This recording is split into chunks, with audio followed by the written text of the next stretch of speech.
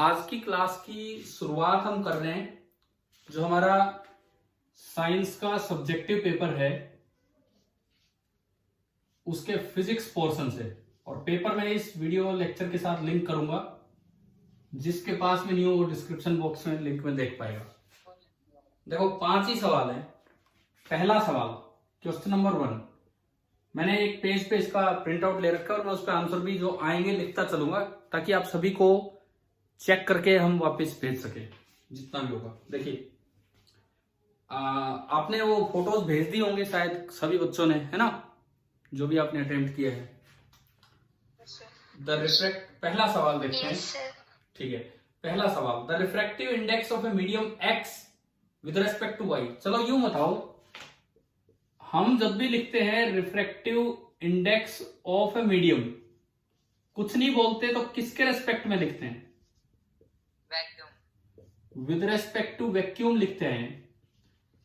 तो देखो with respect to जिसके भी लिख रहे हैं ना, उसके अंदर तो स्पीड ऊपर ली जाएगी न्यूमरेटर में, और किसका लिख रहे हैं उसके अंदर ये नीचे ली जाएगी। यानी कि ये तो है वैक्यूम वाली स्पीड और ये है उस मीडियम वाली स्पीड। तो इन्हीं बातों का ध्यान रखते हुए अगर हम आगे चले, refractive index of X with respect to Y, refractive index of X with respect to Y, बताओ V Y upon V X होगा या V X upon V Y? बोलो, स्पीड पहले वाई में लिखें ऊपर या एक्स मीडियम में लिखें ऊपर? बताओ वाई। जिस तरह से ये डेफिनेशन है उसी तरह से ये, तो V Y upon V X. ये था एक अच्छा सवाल है पहला, जो ये बताता है कि विद रेस्पेक्ट टू का मतलब क्या है रिफ्रैक्टिव इंडेक्स में। And this is equal to 2/3, ये थी। अच्छा, उसके बाद देखते हैं नेक्स्ट इस क्वेश्चन में दिया गया है refractive index of medium Y with respect to Z, N of Y with respect to Z. तो ये क्या होगा, ऊपर क्या और नीचे क्या? ऊपर तो वी जेड और नीचे वी वाई, है ना भाई? समझ आ रहा होगा। इसकी वैल्यू कितनी है अपने पेपर में देख के बताओ, इसकी वैल्यू कितनी है?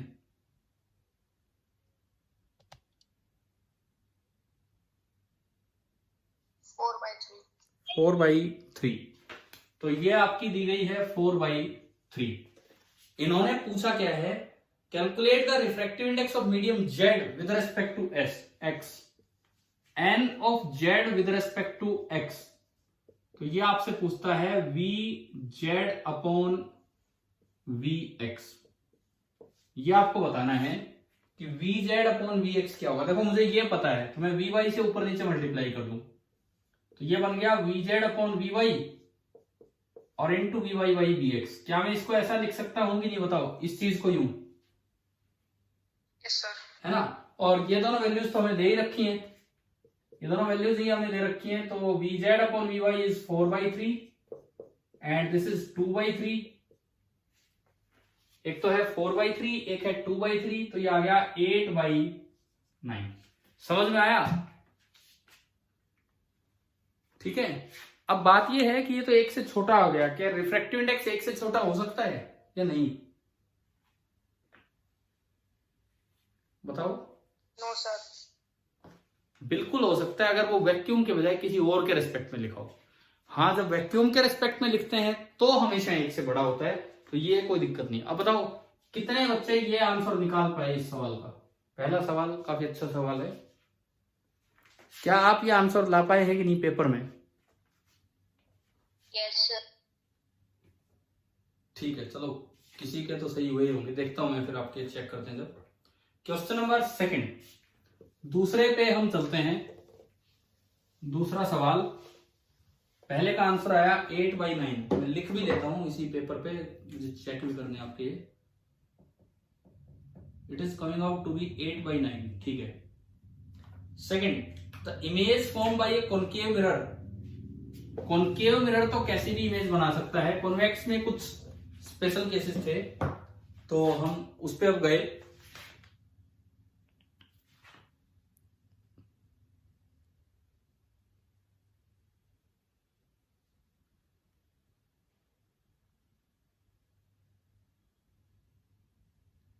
देखिए बीच बीच में बच्चे आ रहे हैं, मैं एडमिट कर रहा हूँ। देखिए the image form by a concave mirror, एक कॉन्केव मिरर आपको दिया गया है, ये इस तरह का मिरर,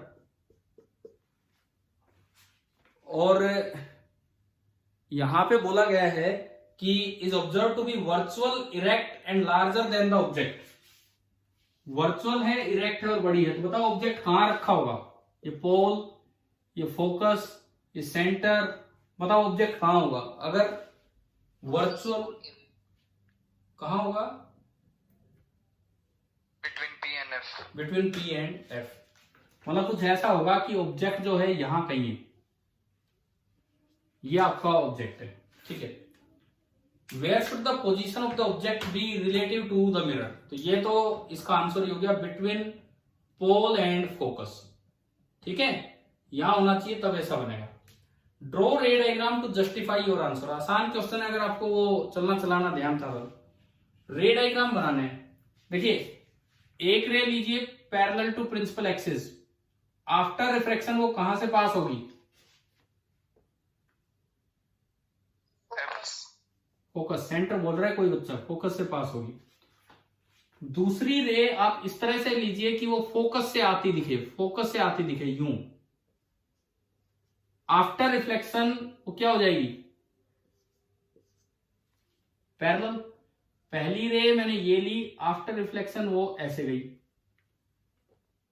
अब आप बताओ क्या ये दोनों रेज आगे मिलेंगी कहीं? नहीं मिलेंगी। तो इसका मतलब जो इमेज है वो यहां यहां यहां कहीं जाके बननी है, और ये। तो अगर मैं इसको नाम दूं ए बी, तो जो इसकी इमेज बनेगी वो ये बनेगी, ए डैश एंड बी डैश, ये बनेगी। आप चेक करो क्या वर्चुअल इमेज है? मिरर के पीछे बनी है जाके, तो वर्चुअल है, इरेक्ट भी है और बड़ी भी है साइज में। क्या तीनों बातें क्लियर हो गई है कि नहीं यहां से? ठीक है। दूसरा सवाल आप सही करके आए हो पेपर में? हाँ भाई किया होगा ना सही ऑलमोस्ट, ठीक है। देखते हैं क्वेश्चन नंबर 3। तीसरा देखिए। yes, ठीक है, तीसरा देखते हैं। इसमें 5वें सवाल 2-2 नंबर के हैं। मैंने शायद आपको लास्ट टाइम बताया था 2 नंबर के तो क्वेश्चन आते ही नहीं है पेपर में, है ना, बोर्ड एग्जाम में बताया होगा लास्ट टाइम आपको। 1, 3, 5 ये है शायद आपकी स्ट्रेटेजी जो है। Question number 3, N object of height 5 centimetre is placed perpendicular to the principal axis of a convex lens of focal length 10 cm, concave lens, sorry concave lens है। तीसरा जो सवाल है वो आपका लेंस पे गया और कॉनकेव लेंस की ये बात कर रहा है। तीसरे क्वेश्चन में कहते हैं an object of height 5 centimetre is placed perpendicular to the principal axis of a concave lens of focal length 10 centimetre. तो बताओ इसकी फोकल लेंथ नेगेटिव लिखेंगे पॉजिटिव? नेगेटिव। तो आपको F लिखना चाहिए -10 सेंटीमीटर, ये इसकी फोकल लेंथ है, ठीक है। अब ये लिखता है if the distance of the object from the optical centre of the lens is 20 centimetre. अगर ये कॉन्वेक्स लेंस होता ना तो मैं एक बार में बता देता कि कहां बनेगी इमेज। कॉन्वेक्स लेंस में अगर 2f पे ऑब्जेक्ट होता है तो 2f पे ही क्या बनती है? इमेज बनती है। याद है आपको कॉन्वेक्स लेंस वाली बात? ये 10 के 20 तो उधर ही बनती है, 20 पे एक बार में इमेज आ जाती है, लेकिन ये कॉनकेव लेंस है। Determine the position, nature and size of the image form. देखो मैं पहले रे डायग्राम भी बना देता हूं। एक रे आपने ली पैरेलल टू प्रिंसिपल एक्सिस, और एक रे आप लेंगे ऑप्टिकल सेंटर से। ऑप्टिकल सेंटर वाली रे तो एज इट इज निकल गई, और जो पैरेलल टू प्रिंसिपल एक्सिस है वो कहां से पास होगी? डाइवर्ज हो जाएगी और इसके सेकंड फोकस से पास होगी, और इसका सेकंड फोकस यहां है 10 सेंटीमीटर इधर है इसका सेकंड फोकस। तो ये रे ना यूं यूं यूं डाइवर्ज होगी इस तरह से, यूं। तो ये आगे तो कहीं मिल नहीं रही, आगे तो कहीं मिल नहीं रही, तो आपने पीछे बढ़ा के देखी तो ये यहां मिली। इट मीन्स अगर ये ए बी है तो ये इमेज बनेगी, छोटी इमेज बनेगी ए डैश बी डैश। बताओ रियल है कि वर्चुअल है? पहली बात, रे डायग्राम इन्होंने मांगा नहीं है, आपको बना देना चाहिए था, कोई दिक्कत ही नहीं, बिना रे डायग्राम आप ऐसे ही लिखते चलोगे। Position, nature and size. Nature बताओ आप पहले, रियल है कि वर्चुअल है ये इमेज? Virtual.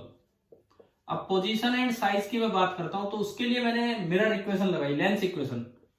1/v minus 1/u, u is -20 is equal to 1/f, f आपको नेगेटिव लेना था, तो ये प्लस हो गया लेकिन उधर जाके माइनस हो जाएगा, -1/10 -1/20।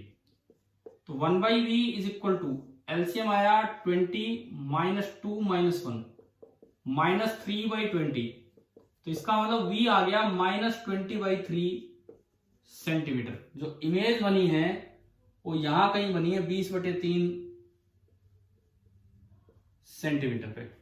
पोजीशन तो आ गई कि वर्चुअल इमेज है और 20/3 सेंटीमीटर इधर बनी है।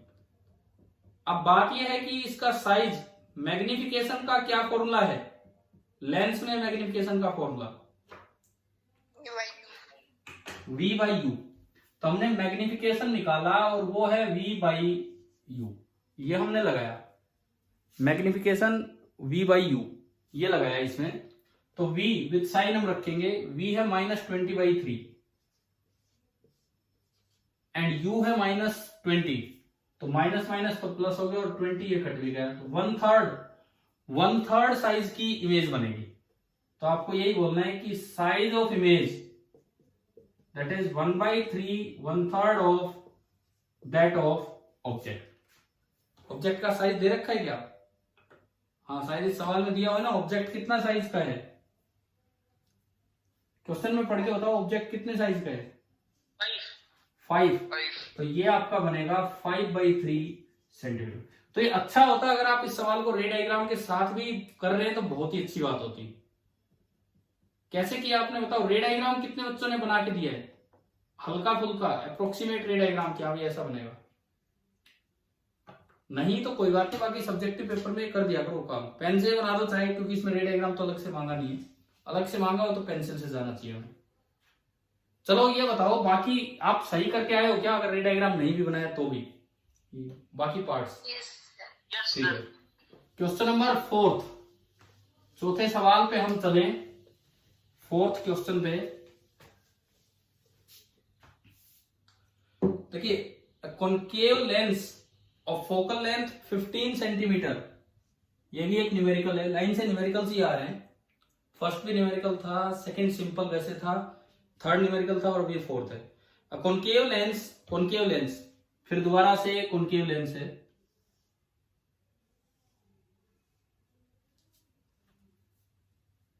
ऑफ फोकल लेंथ 15 सेंटीमीटर, तो f कितना होगा? -15, ठीक है। Forms an image 10 centimetre from the lens, how far is the object placed. अच्छा, अब रखा गया है तो वो रियल ऑब्जेक्ट है, रखा गया है तो वो कहीं भी रियल ऑब्जेक्ट होगा, और हम जानते हैं कि रियल ऑब्जेक्ट की हमेशा एक वर्चुअल इमेज बनाता है। तो जो इमेज बनेगी वो उधर ना बनके 10 सेंटीमीटर इधर बनानी थी। मतलब जो v होगा वो 10 ना लेके आपको कितना लेना होगा? -10। इस सवाल में तो यही खेल है प्लस माइनस का, कि कौन बच्चा ये सही लगा रहा है। अब आप यहां से u निकालोगे, 1/v lens equation, -1/u is equal to 1/f। तो v है -10, -1/u, f है -15। अच्छा, माइनस सारे कॉमन आके हट गया, तो ये बना 1/10 plus 1/u that is equal to 1/15। और यहां से 1/u आ रहा है 1/10 माइनस 1/15, तो 1/u आया एलसीएम 30, 3 - 2, एलसीएम 30, 3 - 2, 1/30। तो u आ गया प्लस का 30, प्लस ही आएगा क्या इसमें? एक बार चेक करो दोबारा से, माइनस का। कहां पे क्या गड़बड़ है? माइनस का आएगा सर। एक मिनट, 1/15 माइनस 1/10 जाएगा। ये उधर माइनस का है और ये प्लस का है, क्योंकि प्लस आ नहीं सकता, ये इधर प्लेस्ड मतलब रियल ऑब्जेक्ट है, इधर आएगा। तो ये माइनस का 3 प्लस का 2 तो माइनस 1/30, तो यू आ गया -30। मतलब जो ऑब्जेक्ट रखा है ना वो 30 सेंटीमीटर दूर रखा है। अच्छा, अब साथ में इन्होंने बोला है कि आप रे डायग्राम बनाओ, तो वही काम करना है। देखो ये 30 सेंटीमीटर पे, फोकस इसका 15 पे है, आधे पे है, ये अभी बनाएंगे इमेज। फोकस 15 पे है, आधी दूरी पे है, यहां फोकस है F2।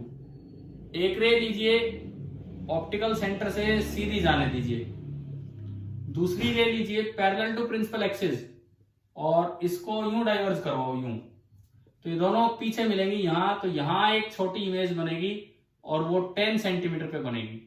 ये है, ये था इसका रे डायग्राम। तीसरा और चौथे सवाल लगभग एक जैसे हैं, क्योंकि दोनों कॉन्केव लेंस पे दोनों का सेम रे डायग्राम। किसी का एक भी गलत तो दोनों गलत हुए होंगे, अगर ये समझ ही नहीं थी तो इस चीज की। बताओ भाई, समझ आ गया ये थर्ड एंड फोर्थ? ठीक है। पांचवा सवाल, state and explain the laws of refraction of light with the help of a label diagram. एक रूल बता के आए हो कि दोनों रूल बता के आए हो पांचवे डायग्राम में? दोनों कौन कौन से डायग्राम के साथ अगर आप बताएं तो भाई, एक तो ये डायग्राम देना था, मिरर नहीं बनाना था, यहां पे बोलना था कि this is the interface, common face of two media, ऊपर मीडियम 1 एंड नीचे मीडियम 2। ये आपका नॉर्मल, ये इंसिडेंट रे। मान लो मैंने कहा कि ये रेयर मीडियम है और ये एंगल ऑफ इंसिडेंस है, तो ये बेंड हो जाएगी टुवार्ड्स द नॉर्मल। ये आर, ये डेंसर मीडियम है। बोलना था कि इंसिडेंट रे, ये रिफ्रैक्टेड रे, ये नॉर्मल। पहला rule, they all lie in the same plane. दूसरा रूल क्या था? Snell's law. माना कि इधर का refractive index n1 into sine I is equal to n2 into sine R, और n1 को आप लिखते हैं वहां पे कि ये क्या है, refractive index c/v1 c/v2 into sine R. अभी बताओ, क्या ये पांचों सवाल आपको समझ आ गए? ठीक है, पेपर अच्छा है ये। अगर देखें तो ऐसा नहीं है कि बड़ी आसानी से आप 10 के 10 स्कोर कर रहे होंगे, क्योंकि कोई हल्का सा भी कॉन्केव लेंस भूल रहा है, कहां इमेज बनती है, तो ये गए लाइन से 2 सवाल। ठीक है, इसमें आखिरी में एक रूल लिखना भूल जाए, पहले सवाल में अटक जाए कि रिफ्रैक्टिव इंडेक्स किसी के रिस्पेक्ट में कैसे लिखते हैं। तो इस बार तो मुझे लगता है कि बहुत ज्यादा बच्चों के शायद 10 आउट ऑफ 10 नहीं आएंगे पिछली बार के कंपैरिजन।